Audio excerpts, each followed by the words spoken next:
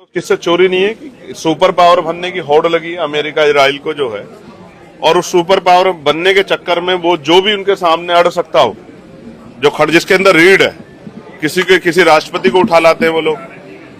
और उन्होंने जिस तरह ईरान के साथ किया, ये तो किससे छिपा हुआ नहीं है कि ईरान उनके सामने झुक नहीं रहा था। जिस तरह से उनके जो सीनियर नेता थे उनके घर पे बम गिरा के उन्होंने उनकी हत्या कर दी है। मैं एक बात बहुत इंपॉर्टेंट कहना चाहता हूं और मीडिया के बंधुओं के माध्यम से इसलिए कहना चाहता हूं कि दूर तक जाए। देखो, ये एक शुरुआत है। जब किसी को इस तरह का बल मिलता है तो उसको ये ऐसा लगता है कि वो किसी को भी कुचल सकता है।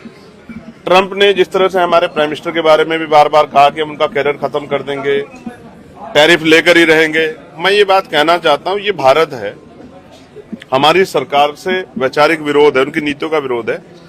लेकिन अगर हम देशभक्त इतने, अगर देश की मिट्टी पे आंच आई या किसी भी राष्ट्र को गलतफहमी हो, चाहे चाइना हो, चाहे वो पाकिस्तान हो, चाहे वो अमेरिका हो या इजराइल हो, अगर किसी को गलतफहमी हो कि वो हमारी मिट्टी या हमारे लोग की तरफ आंख उठा देगा, तो हम ऐसी ईंट से ईंट बजाएंगे कि लोग याद रखेंगे। हमारे देश से बढ़ के हमारे लिए कुछ नहीं, चाहे वो अमेरिका हो या इजराइल हो।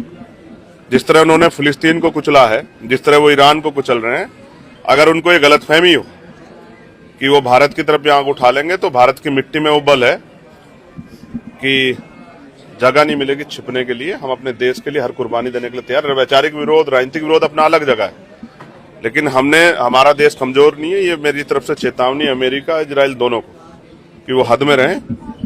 ये जो आंखें उन्होंने दिखाई हैं, क्यों दिखाई हैं, ये सबको सब जानते हैं। भारत है ये, इसका इतिहास याद रखें। अंग्रेजों को खदेड़ दिया था इस भारत ने, ये मैं स्पष्ट तौर पे कर रहा हूँ। मेरठ में कुछ चीजें हैं जो बहुत इंपॉर्टेंट है। जिस तरह से एक बच्चे के साथ MIT के इंस्टीट्यूट